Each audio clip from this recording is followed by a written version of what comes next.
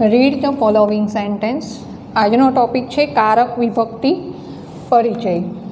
હવે પહેલાં આ સેન્ટેન્સ સમજીએ. ત્વમ યાનેન ગૃહમ ગચ્છતિ. સેકન્ડ છે શિક્ષકાત છાત્રાः વેદસ્ય મંત્રમ પઠન્તે.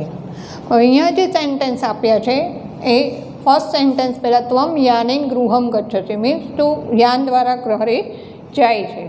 સો in above sentence there are 4, 5 and 6 words respectively. These words can be divided into 2 parts. અહીંયા સેન્ટેન્સ આપ્યા છે એના 2 પાર્ટ્સ થાય છે. જે ટોપિક છે એનો આપણે પહેલાં ડીપમાંથી સમજીએ કે 2 પાર્ટ્સ કયા છે. So first part is noun and second parts verb.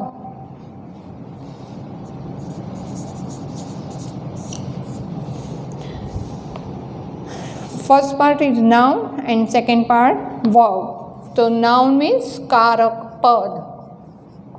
Noun means કારક પદ. આ જે ટોપિક છે આઈ થિંક 10th માટે છે, પણ તમારે લોકોને ચાલી ગયો છે 9thમાં બી. ખ્યાલ હોય તો એન્ડિંગના ટેબલ એન્ડિંગ આ ઈ ઉકારાન બરાબર અકારાન એ બધાની જ વાત છે. એના સ્ટાર્ટિંગથી સમજીએ કે આખું એની જરૂર શું હોય છે. મીન્સ કે અકારાંત આકારાંત ઈકારાંત એવું બધું શા માટે. અને બીજી વાત કે નાઉન અને વર્બ એ બંનેમાં બરાબર. તો એની વચ્ચેનો ડિફરન્સ કે શું કહે છે કે આ સેન્ટેન્સમાં નાઉન કયા છે અને વર્બ કયા છે એ બી તમને ખ્યાલ આવવો જોઈએ. સો હવે in the first sentence 3 words ત્વમ યાનેન એન્ડ ગૃહમ આર નાઉન્સ. આ ત્રણેય શું છે? નાઉન છે. And ગચ્છસી verb. ગચ્છસી શું છે? વર્બ. ઓનલી આ એક જ વર્બ છે, બાકી આ ત્રણેય નાઉન છે. સિમિલરલી ઇન અધર સેન્ટેન્સ પઠંતી આ વર્બ થશે અને આ બધા જ નાઉન થશે બરાબર. એટલે સંસ્કૃતમાં નાઉનમાં સેન્ટેન્સમાં કઈ રીતે લખવાનું.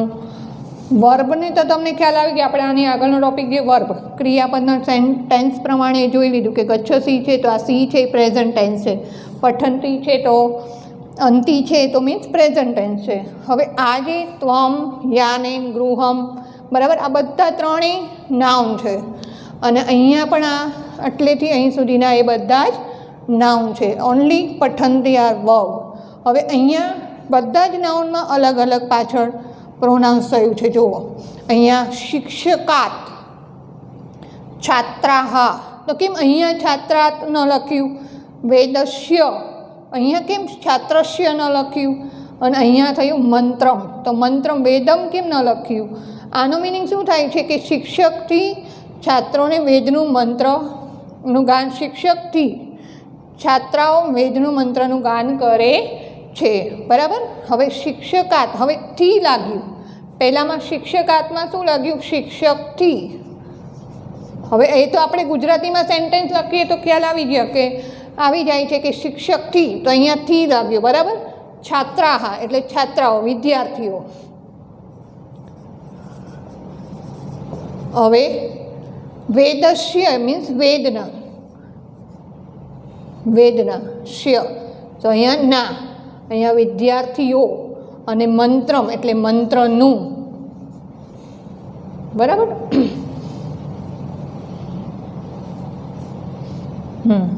હવે કહેવાનું છે અહીંયા થી લાગ્યું, અહીંયા ઓ, અહીંયા નો, વેદના, અહીંયા નું. હવે આ બધા વસ્તુ સંસ્કૃતમાં કઈ રીતે કહેવાય. અહીંયા તો સેન્ટેન્સ રેડી આપી દીધું કે શિક્ષકા છાત્રાઃ વેદસ્ય મંત્રમ પઠંતી ત્વમ યાનેન. અહીંયા શું પ્રત્યય થયો છે? યાન ખાલી લખીએ તો ન ચાલે. યાનેન લખ્યું છે મીન્સ યાન વડે. ગૃહમ તો ઘરે જાય છે બરાબર. તો અહીંયા કેમ ગૃહમ લખ્યું? ગૃહસ્ય ન લખાય. સો હવે જે અહીંયા પાછળ જે આ મ આશ્ય એ બધા છે ને એ વિભક્તિ કહેવાય. આપણે સિમ્પલ ગુજરાતીમાં આપણે શું કહીએ કે ગુજરાતીમાં આપણે વિભક્તિ સમજવી હોય તો થી, થકી, વડે, માટે, બરાબર. આ જે નાઉનની સાથે યુઝ થાય, માટે, નો, ની, નું, ના, માં, ઉપર, માં, ઉપર, આ બધું જ્યારે આ બધી જ વસ્તુનો નાઉનની સાથે યુઝ કરવા માટે શું યુઝ થાય છે? તો એને આ વિભક્તિ કહેવાય. આ બધી જ શું કહેવાય છે? વિભક્તિ કહેવાય છે. હવે આ સંસ્કૃતમાં આપણે એ વિભક્તિ શીખવાની છે કે સંસ્કૃતમાં નાઉનની સાથે વિભક્તિ કઈ રીતે યુઝ થશે. સમજાય છે? પહેલાં તો કે પહેલાં નાઉનની સાથે જ આ કારક પદ છે એટલે નાઉન કહેવાય, એની સાથે વિભક્તિઓ કારક વિભક્તિ. અહીંયા શું લખ્યું છે? કારક વિભક્તિ, એટલે કારક મીન્સ નાઉન. એની સાથે આપણે આ બધા જ પ્રત્યય યુઝ કરવા હોય તો એ કઈ રીતે કરી શકાય એનો આપણે ટૉપિક સમજીએ. એટલે પહેલાં જ એ ટૉપિક જ એ છે કે નાઉનની સાથે આ બધા જ વસ્તુઓનો ઉપયોગ કરવો હોય તો એના માટે શું જરૂરી નિયમો હોય છે અને કેટલી વિભક્તિઓ આવે છે, બરાબર, એ વસ્તુ સમજીએ.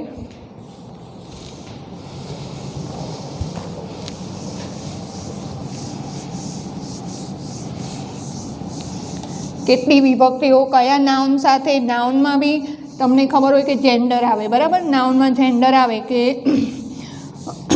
મસ્ક્યુલાઇન જેન્ડર, ફેમિનાઇન જેન્ડર, ન્યુટર જેન્ડર. આ ત્રણેય જેન્ડરમાં બી પ્રોનાઉન્સિએશન અલગ હોય, બરાબર. એ ત્રણેય જેન્ડરના પ્રમાણે એ વિભક્તિઓ બદલાતી રહેતી હોય છે. અને વિભક્તિ કેટલી છે? આપણે બધી ગુજરાતીમાં એક સાથે વિભક્તિ કહી દઈએ કે થી થકી વડે, માટે, નોની, નુના, બરાબર. હવે થી થકી વડે કઈ વિભક્તિ કહેવાય, નોની, નુના કઈ વિભક્તિ કહેવાય, એના માટે આપણે જોઈએ. પહેલાં તો what is the meaning of કારક? સો ધ વર્ડ કારક મીન્સ ડુઅર, મીન્સ કરનાર. કારકનો મિનિંગ શું થાય? ડુઅર, કરનાર, ક્રિયા કરનાર જે વ્યક્તિ, જે કોઈ હોય, જે કંઈ. કારક એ તમને નાઉન સિમ્પલ સમજો એટલે ખબર પડી જાય. કારક મીન્સ ડુઅર, કાર્ય કરનાર. The word thing which makes action that take place is called કારક. શું કહે છે? The word which make action that takes place is called karak.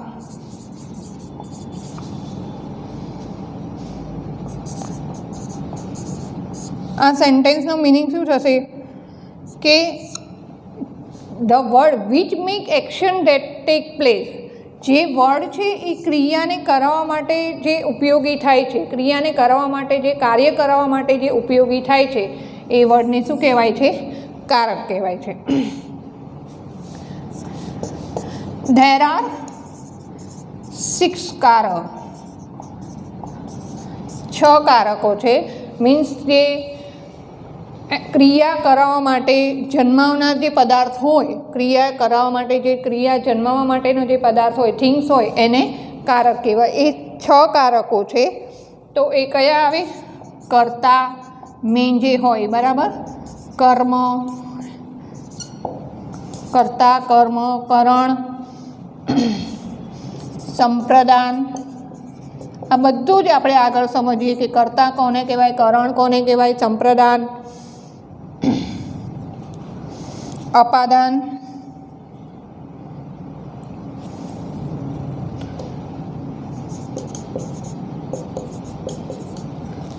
બરાબર. કર્તા, કર્મ, કરણ, સંપ્રદાન, અપાદાન, સંબંધ,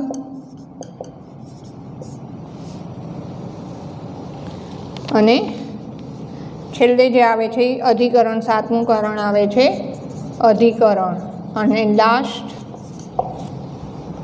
સંબોધન. આટલા તમારે આ વિભક્તિઓ પ્રમાણે આવશે. હવે અહીંયા જોઈએ કે આ બધા જ કોઈ બી ક્રિયા કરવા માટે, એક્શન કરવા માટેના એના વર્ડ્સનો યુઝ થતો હોય એટલા માટે આ બધા જ શું કહેવાય છે? કારક કહેવાય છે. ક્લિયર? હવે આપણે આગળ જોઈએ કે આનો યુઝ આપણે બેઝ તો જોઈ લીધું કે કારક મીન્સ શું કહેવાય, બરાબર. કારકની અંદર આ 8 વસ્તુઓ જરૂરી છે એ સમજાવું તમને.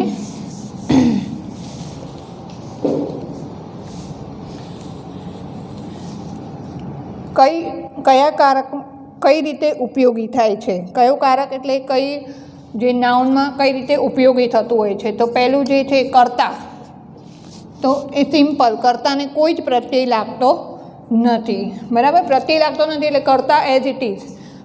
પણ દ્વિવચન બહુવચનમાં હોય તો એને આવે છે કર્મ. તો મીન્સ ટુ. કર્મ એટલે શું કહેવાય? ટુ મીન્સ ને. ફોર એક્ઝામ્પલ, રામને વનમાં જવું છે. હવે રામને ને કહેવા માટે કઈ વિભક્તિ, કયું કર્મ લાગશે? એ કર્મ કહેવાય, એ દ્વિતીયા કહેવાય. અહીંયા આ પ્રથમા કહેવાય, પછી એને દ્વિતીયા કહેવાય, પછી અહીંયા છે તૃતીયા. આને છે ને પછી એ રીતે આવશે. પહેલાં જોઈ લઈએ કર્તા, કર્મ, કરણ. તો કરણમાં શું આવે છે? બાય, વિથ મીન્સ વડે. રામ વડે રાવણને મરાયો. તો જો રામ વડે રાવણને મરાયો, તો રામ વડે માટે આ કરણ યુઝ થાય અને રાવણને માટે દ્વિતીય યુઝ થાય. એટલે એક સેન્ટેન્સની અંદર ઘણા બધા હોઈ શકે. પછી સંપ્રદાન, તો એ શેના માટે હોય? ફોર, માટે. પછી અપાદાન,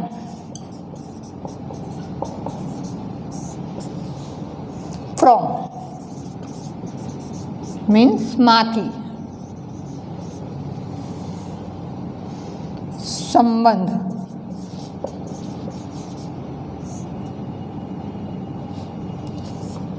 મીન્સ ઓફ. નો, ની, નું, ના.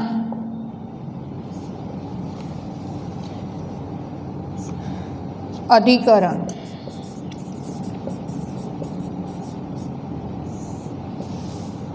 Means in, into, on, above, among. Means એનો ગુજરાતીમાં કહીએ તો માં અને ઉપર. આ બધું જ જે લખ્યું છે એ ગુજરાતીમાં બી વિભક્તિ આવે છે. ને, વડે, માટે, માંથી, નોની, નું, ના, માં, ઉપર એન્ડ લાસ્ટ સંબોધન. એ શેના માટે છે? ઓ. યા મીન્સ ઓ. એક્સપ્લેમેન્ટરી કહીએ, ઉદ્ગાર ચિહ્ન, એના માટે ઓ. આ બધા જ જે છે એ કારકોને ક્રિયા જન્માવવા માટે, ક્રિયાને જન્માવનાર શબ્દ માટે ઉપયોગ થતા હોય છે. ક્રિયાને જન્માવનાર એટલે આપણે સિમ્પલ આપણે કહીએ કે રામ વનમાં જાય છે, બરાબર. હવે રામ વનમાં જાય છે. હવે આ જાય છે એ તમને ખબર છે કે વર્બ થયું, ક્રિયાપદ છે. હવે રામ અને વનમાં, હવે અહીંયા માં આવ્યું, તો માં માટે સંસ્કૃતમાં તમે શું લખશો? સંસ્કૃતમાં નાઉનની સાથે આ માં જે છે એ વિભક્તિ થઈ. તો અહીંયા કયું થશે? માં આવે છે તો એના માટે કયું થશે? અધિકરણ, સપ્તમી કહેવાય. તે અધિકરણનો ઉપયોગ થાય. હવે રામ વનમાં જાય છે, બરાબર. હવે અહીંયા રામ વડે, તો હવે વડે આવ્યું તો એના માટે શું કરશો? તો વડે આવે છે ત્યારે દ્વિતીયાનો તમે યુઝ કરશો. ત્યારે તો આ તૃતીયા જે કરણ છે, એટલે કરણ એટલે એને આ જે શબ્દો છે એને વિભક્તિ કહેવાય. એનો ઉપયોગ જરૂરી છે તો જ આખું સેન્ટેન્સ પૂરું થાય છે. નહીં તો રામ વનમાં જાય, રામ વન જાય છે તો વનમાં જાય છે, તો એ માં કહેવા માટે, વડે કહેવા માટે આ બધા શબ્દો સંસ્કૃતમાં કઈ રીતે લખાય છે, એ સંસ્કૃતમાં શું કહેવાય છે એ જોઈ લઈએ.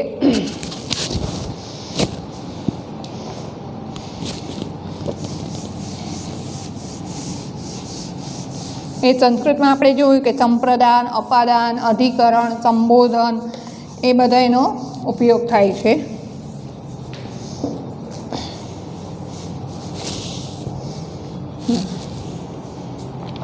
હવે આ બધી જ વસ્તુ સમજી ગયા કે કર્તા, કર્મ, કરણ, બરાબર, એ બધું જ આવ્યું કે રામ છે વનમાં જાય છે, બરાબર. આ બધી રીતે સમજી ગયા કે માં એવું એ શું છે કે એ વિભક્તિ કહેવાય. અને કારક શું કહેવાય? આ વન છે એ કારક કહેવાય. રામ પણ કારક કહેવાય, પણ એને કારકને ક્રિયા કરાવનાર કોણ છે? માં જે છે એ ક્રિયા કરાવનાર છે વનને, એટલે એ વિભક્તિ કહેવાય.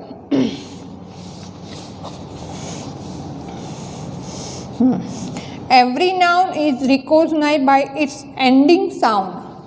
હવે એનો યુઝ કઈ રીતે કરવાનો છે? એનો યુઝ એટલે આ રામ વનમાં છે એ આપણે ગુજરાતીમાં લખ્યું. હવે અહીંયા વનમાં કેવું હોય તો આપણે વને લખશું. જો આનું રામ વનમાં જાય છે એનું સંસ્કૃત કર્યું તો રામ વને ગચ્છસી, ગચ્છતી. તો અહીંયા વનમાંનું વન ને થઈ ગયું, અહીંયા શું થઈ ગયું? ને થઈ ગયું. તો કેમ રામ વનમાંનું વન ને થઈ ગયું, બરાબર. તો હવે આ ને શા માટે થયું? તો એનું કઈ રીતે થશે? તો આ બી નાઉન જ છે, વન અને રામ આ બંને નાઉન છે. હવે એ દરેક નાઉનને શું હોય છે? એમ કહે છે કે every noun is recognised by its ending sound. Ending sound એટલે આ રામ, મની અંદર કયો સાઉન્ડ છે? મ એટલે પ્લસ અ, એટલે સ્વર કયો આવેલો છે? અ. Every noun is recognised by its ending sound. દરેક નાઉનને ઓળખવા માટે એનો અંતમાં કયો પ્રોનાઉન્સ થાય છે એના ઉપરથી ઓળખી શકાય, બરાબર. ફોર એક્ઝામ્પલ રામ, તો ફોર એક્ઝામ્પલ વેદ, તો વેદની અંદર કયો સાઉન્ડ છે? તો વે એટલે મીન્સ વ પ્લસ એ પ્લસ દ પ્લસ અ. તો આ દની પાછળ શું આવ્યું છે? અ. એટલે આ જે છે એના ઉપરથી ખ્યાલ આપણે જોઈએ. This noun end in sound અ, સો ઇટ ઇઝ અકારાંત. હવે અહીંયા મની પાછળ કયો છે પ્રોનાઉન્સ થાય છે? અ. તો અહીંયા આને કયો કહેવાય? અકારાંત કહેવાય. એટલે રામ છે એ કઈ રીતે ઓળખાશે? અકારાંત. કઈ રીતે અકારાંત? કારાંત મીન્સ એન્ડિંગ. કઈ રીતે? તો માં શું કયો સ્વર છે? એન્ડિંગ સાઉન્ડ અ છે, એટલા માટે અકારાંત. એ જ રીતે વન, આ વન છે તો ની અંદર પણ ન પ્લસ અ, તો એ બી કયો થશે? અકારાંત. એટલે એ રીતે એને ઓળખવાનો હોય છે.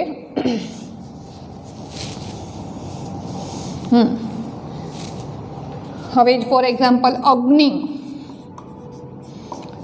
આમાં કયો કારાંત આવે? ઈ. ન અગ્નિ, નનમાં કયો આવે છે? એન્ડિંગ ઈ. તો અહીંયા પ્રોનાઉન્સ, લાસ્ટ પ્રોનાઉન્સ શું થાય છે એના ઉપરથી એનો કારાંત નક્કી થતો હોય છે, બરાબર. અગ્નિ એન્ડ્સ ઇન ઈ, સો અહીંયા ઈ કારાંત થાય. અહીંયા શું થશે? ઈ કારાંત. કોઈ બી વર્ડ બોલો, બરાબર, કોઈ બી વર્ડ્સનું પ્રોનાઉન્સિએશન લાસ્ટ શું થતું હોય એના ઉપરથી એ આખો કારાંત નક્કી થતો હોય છે. નાઉન ઇઝ ગુરુ. ફોર એક્ઝામ્પલ આ ગુરુ, ગુરુમાં કયો કારાંત થાય છે? છેલ્લે રમાં શું આવે છે? ઉ. તો મીન્સ ઉ કારાંત, મીન્સ ઉ એન્ડિંગ. એને ઓળખવું હોય તો ઉ એન્ડ, નોન એઝ ઉ કારાંત. Thus all noun should be recognised by their ending sound. એટલે બધા જ નાઉન કઈ રીતે ઓળખાય છે? એના એન્ડિંગ સાઉન્ડ ઉપરથી ઓળખાય છે. કોઈ બી નામ કે કોઈ બી શબ્દ લઈ લો, મિત્ર, ત્રમાં મિત્ર એટલે કયો સાઉન્ડ આવે છે? અ. તો આ કયો થશે? અકારાંત. ક્લિયર? એટલે કોઈ બી નાઉનને પાછળનો સાઉન્ડ કયો આવે છે એના ઉપરથી એ કારાંત ડિસાઇડ થતો હોય છે. હવે આફ્ટર રિકોગ્નાઇઝ નાઉન, હવે આ વસ્તુ ખબર પડી ગઈ કે રામમાં અ એન્ડિંગ છે, મિત્રમાં અકારાંત છે, બરાબર. ફરી જોઈએ.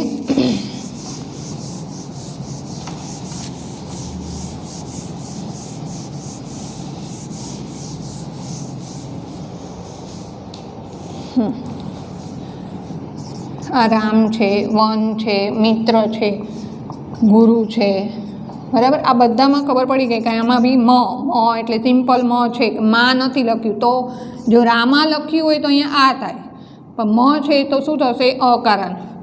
વનમાં બી અ, મિત્ર તો અ, ગુરુમાં ઉ. હવે એ ખબર પડી ગઈ કે કયો કારણ આવે છે. છેલ્લા લાસ્ટ વર્ડમાં જોવાનું, આગળનું કાંઈ જોવાનું નથી. લાસ્ટ લેટરનો સાઉન્ડ કયો આવે છે એના ઉપરથી એ કારણ ડિસાઇડ થાય છે. હવે એ ખબર પડી ગઈ. After recognise noun we have to find out whether that noun belongs to masculine, feminine or neuter gender.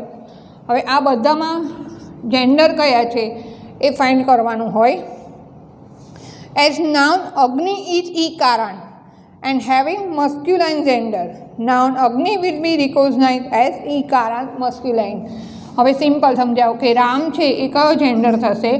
તો મસ્ક્યુલાઇન થશે કે રામ કેવા, બરાબર. વન કેવું એટલે એ બી ન્યુટર થશે, વન.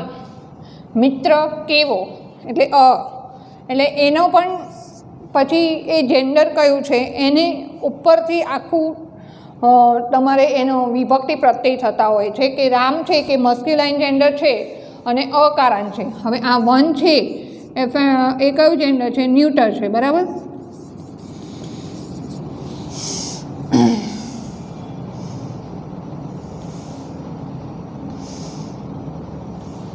હવે એનો પછી અહીંયા છે મસ્ક્યુલાઇનનું છે, બરાબર.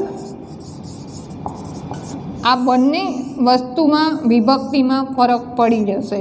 વિભક્તિમાં ફરક પડી જશે. યુઝ ગુજરાતીમાં સેમ હોય કે રામ વનમાં જાય છે, બરાબર. રામથી જવાય છે તો થી લખવું હોય, અને વનમાં લખવું હોય તો એ બંનેનું યુઝ સિમ્પલ, વિભક્તિ એક જ થાય, પણ આખું ટેબલ ચેન્જ થઈ જશે કે ન્યુટર જેન્ડર આવે છે તો એ આખી વસ્તુ અલગ થઈ જાય છે. અહીંયા મિત્ર છે એ મસ્ક્યુલાઇન છે, ગુરુ છે તો ઉકારણ છે, એટલે એના ઉપર આખું ડિપેન્ડ હોય. After identifying ending sound and gender of a noun, બે વસ્તુ ફાઇન્ડ કરવાની હોય. એન્ડિંગ સાઉન્ડ કયો છે અને જેન્ડર કયો છે, બે વસ્તુ ઉપર આખું ડિપેન્ડ હોય વિભક્તિ. તમારે સેન્ટેન્સ નથી બનાવવાના. પહેલાં સિમ્પલ એક વસ્તુ સમજો કે તમારે સેન્ટેન્સ નથી બનાવવાના હોતા કે સેન્ટેન્સમાં કઈ રીતે યુઝ કરવું, બરાબર. તમારે ઓનલી જે નાઉનનું જે હોય એનું નાઉનને તમને ખ્યાલ આવી જાય કે કયા એન્ડિંગનું છે. પહેલાં તો કયા એન્ડિંગનું છે એના ઉપરથી આખો ટેબલ હોય, એના ઉપરથી નાઉનનું અને જેન્ડર અને એન્ડિંગ એ બંને વસ્તુ ખ્યાલ આવી જોઈએ. It's become easy to find out suffix of all 7 cases. Suffix એટલે જે એનો યુઝ થયો હોય, ધારો કે વનશ્ય, આ શ્ય છે એને શું કહેવાય? સફિક્સ કહેવાય. એટલે એને જે પ્રત્યય લાગ્યા હોય એને એ સફિક્સ કહેવાય અને સફિક્સ કહેવાય. કે અહીંયા શ્ય યુઝ છે, આ વન છે એ કયો એન્ડિંગ છે? અ એન્ડિંગ છે, અને કયો જેન્ડર છે કે ન્યુટર છે, બરાબર. તો એમાં સફિક્સ શું યુઝ થયો છે? શ્ય. એટલે આખું એના ઉપર આધારિત હોય કે કયો નાઉન છે અને કયું જેન્ડર છે, તો એ સફિક્સ ખ્યાલ આવી જાય કે આમાં આ પ્રત્યય યુઝ થયો છે. The declination of noun given here has been practiced in Sanskrit to remember form of cases easily. On the basis of declination, what would be the form of a noun in different case can be easily remembered. Look at the table. હવે પહેલાં તો જો એક વસ્તુ ખ્યાલ ન આવે કે કયો નાઉન ને કયો જેન્ડર છે, તો તમે સિમ્પલ આખું એક ટેબલ તો એમ બી જનરલી એક લર્ન કરવાનો જ છે. બધા જ ટેબલની વાત છે, કોઈ બી બધા જેન્ડરના ટેબલ અને બધા એન્ડિંગની. બધા જેન્ડર એટલે 3 જેન્ડર જે આવે એની અને એન્ડિંગ બે વસ્તુ પ્રમાણે આપણે 7 ટેબલ ટોટલ 7 ટેબલ આવશે. એ ટેબલ્સમાં ફોર એક્ઝામ્પલ અ એન્ડિંગ છે, સિમ્પલ લઈ લઈએ તો તમને 2 એક્ઝામ્પલ આપવામાં આવે કે રામ અને દેવ, બરાબર. તમે આમાંથી કોઈ પણ એક યાદ રાખી લો, કોઈ પણ એક લર્ન કરી લો. એ લર્ન કરી લીધા પછી તમને ખ્યાલ આવી જશે કે એના સિમિલર બીજો કોઈ પૂછ્યો હશે એના સિમિલર. ફોર એક્ઝામ્પલ દેવશ્ય પૂછ્યું, દેવનો તમે લર્ન કર્યો છે, બરાબર. હવે એમાં 6 કેસ દેવશ્ય આવે છે. હવે એને જ સિમિલર તમને MCQમાં આ રીતે પૂછ્યું છે, તમે લર્ન કર્યો છે દેવનો, હવે MCQમાં આમ પૂછ્યું છે જનસ્ય, તો એ જ વખતે તમને રિમાઇન્ડ થશે કે શ્ય ક્યાં આવે છે, કયો કેસ આવે છે. ફોર એક્ઝામ્પલ આ 6 કેસ છે, બરાબર, એટલે ષષ્ઠી વિભક્તિ છે. સમજાવું કે સિમ્પલ અત્યારે ખાલી જોઈએ કે ષષ્ઠી વિભક્તિ છે, દેવસ્ય આવે છે. તમે દેવનો ટેબલ લર્ન કર્યો છે, એન્ડિંગ પ્રમાણે તમને બીજી નો ખ્યાલ આવે કે આ જનનો છે એ કયો એન્ડિંગ થાય છે, બરાબર, અને કયો જેન્ડર છે એ ન ખબર પડી, તો પહેલાં આટલું આ રીતે તમને પૂછ્યું હોય કે જનસ્ય છે એ કઈ વિભક્તિ છે, બરાબર, તો તમને દેવસ્ય લર્ન કર્યું છે તો એ ઉપરથી ખ્યાલ આવી જશે કે દેવસ્ય એ ષષ્ઠી વિભક્તિ છે, તો જનસ્ય એ પણ શું થશે, ષષ્ઠી, મીન્સ 6 કેસ જ થશે.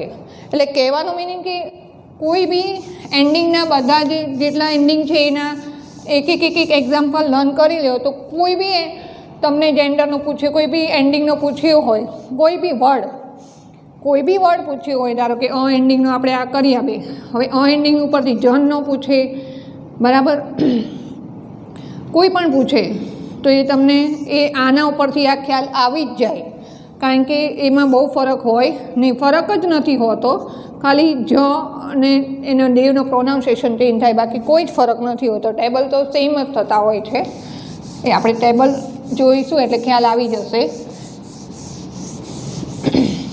એટલે કહેવાનો સેન્સ એ છે કે એન્ડિંગનો એક ટેબલ કરી લો, આ એન્ડિંગનો કરી લો, એન્ડિંગ મીન્સ ઈકારાંત, ઉકારાંત, બરાબર, એમાં બી એન્ડિંગમાં કયા કયા જેન્ડરનો આવે છે, આકારાંતમાં કયા આવે છે, એ બધાના એક એક્ઝામ્પલ કરી લો, એટલે કોઈ બી વર્ડ એની જગ્યાએ પૂછે તમને એ વખતે રિમાઇન્ડ થશે કે ના આ વસ્તુ આ જગ્યાએ અહીંયા આવે છે, એટલે તમારો MCQs રાઈટ થશે જ. હવે તમારે પહેલાં તો આ રીતે આટલા ટેબલ આવે છે.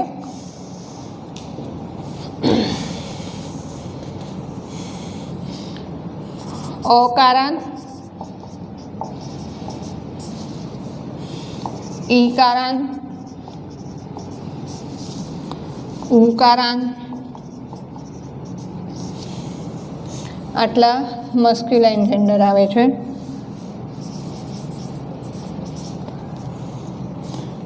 પછી આકારાંત, કારાંત મીન્સ એન્ડિંગ. ઘણી વખત મારું પ્રોનાઉન્સિએશન એમ બી હશે કે આ એન્ડિંગ, એન્ડિંગ. કારાંત મીન્સ એન્ડિંગ, એનો છેલ્લા લાસ્ટ વર્ડનું આપણે જોયું એ રીતે એનું પ્રોનાઉન્સિએશન ઈકારાંત. પછી બીજું રસ્વ ઈ કહેવાય, એના દીર્ઘ ઈ કહેવાય, ઈકારાંત, ઉકારાંત. આ થશે ફેમિનાઇન.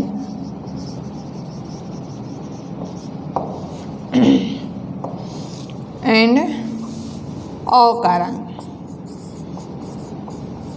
એક જ આવે છે ન્યૂટનનો, આનો એક જ આવે છે. મસ્ક્યુલાઇનના ઈ ઉ આવે છે, ફેમિનાઇનના આ ઈ એન્ડ ઉ, અને ન્યૂટનનો એક જ અકારાંત. એ બી આના જેવો જ સેમ છે, ખાલી માઇનર ચેન્જ છે. એ આપણે ટેબલ જોઈશું ત્યારે ખ્યાલ આવશે, અને ટેબલનું કઈ રીતે શું યુઝ થશે એ જોઈ લઈએ આપણે.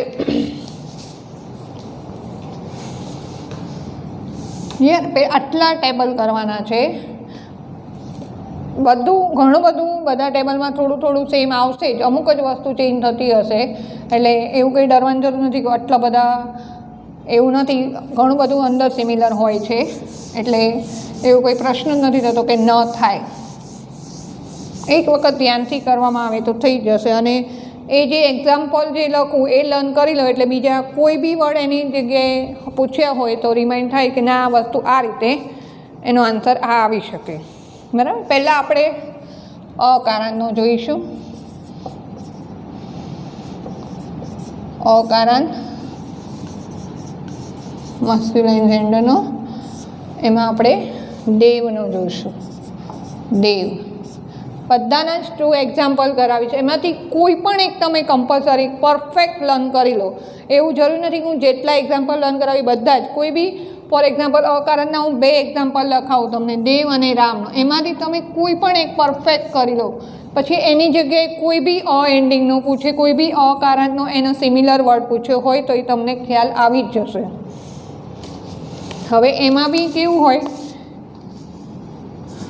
પ્રથમા વિભક્તિ મીન ફર્સ્ટ કેસ, પહેલી પ્રથમા વિભક્તિ, દ્વિતીયા વિભક્તિ, તૃતીયા વિભક્તિ, ચતુર્થી વિભક્તિ, પંચમી વિભક્તિ. આ તમને ખ્યાલ આવી ગયો હશે કે આ શું છે વસ્તુ, કે આપણે આગળ જોયું કે દ્વિતીયા એટલે શેના માટે, બરાબર, તૃતીયા એટલે શેના, દ્વિતીયા એટલે નેનું પ્રોનાઉન્સ કહેવા માટે, કે રામને કે દેવને. તૃતીયા એ શેના માટે તમને આગળ સમજાવું બ્રેકેટ્સમાં લખીને. પંચમી, ષષ્ઠી વિભક્તિ, સપ્તમી, એન્ડ લાસ્ટમાં સંબોધન, એન્ડ લાસ્ટ કેસ સંબોધન. એને અષ્ટમી ન કહેવાય, સંબોધન જ કહેવાય. First, second, third, fourth, fifth, six, seven and last સંબોધન. કેઝીસ પણ કહેવાય, કે કેઝીસ એટલે પ્રથમ ફર્સ્ટ કેસ, સેકન્ડ કેસમાં શું યુઝ થાય છે, એમાં પણ સિંગ્યુલર ને ડ્યુલર આવે છે. એટલે મીન્સ એક વચન, દ્વિવચન એન્ડ બહુવચન.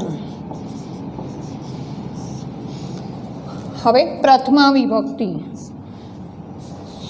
સિમ્પલ કરતા જે હોય તો આપણે જોઈએ કે દેવ, સો દેવ, એક જ વચન છે એટલે દેવ. 2 દેવ હોય તો દેવો, 2 દેવો. અને ઘણા બધા દેવો હોય તો દેવાહા. હું સેન્ટેન્સ સાથે સાથે યુઝ કરું છું કે એક દેવ, 2 દેવો અને ઘણા બધા દેવો. હવે દ્વિતીય, એક દેવને કહેવાનું હોય તો દેવમ. અહીંયા શું યુઝ થાય, ને. આ જે મ છે એનો શું થશે, ને. 2 દેવોને. આ ભલે સેમ હોય પણ અહીંયા 2 દેવોને થઈ જશે. અને દેવાન મીન્સ ઘણા બધા દેવોને. આનો મિનિંગ આ જ રહે, પણ અહીંયા દ્વિવચન છે અને અહીંયા બહુવચન છે. એક દેવને, 2 દેવોને, ઘણા બધા દેવોને. હવે તૃતીય વિભક્તિ દેવેન. તૃતીયમાં શું આવે છે, વડે. મીન્સ એક દેવ વડે. જ્યારે એવું કહેવું હોય કે એક દેવ વડે તો દેવેન કહેવાય. દેવ વડે કેવું હોય તો દેવેન કહેવાય. એનો સેન્ટેન્સમાં યુઝ કરવું હોય ત્યારે શું થાય, દેવેન. અહીંયા થશે 2 દેવો વડે તો દેવાભ્યામ. અને ઘણા બધા દેવો વડે તો દેવેહે. ઘણા બધા દેવો વડે યજ્ઞ થયો તો એવું કહેવું હોય તો દેવેહે. આ થયું તૃતીય વિભક્તિ. હવે અહીંયા ચતુર્થી વિભક્તિ. ચતુર્થીમાં શું કહેવાય છે, માટે. તો દેવાય.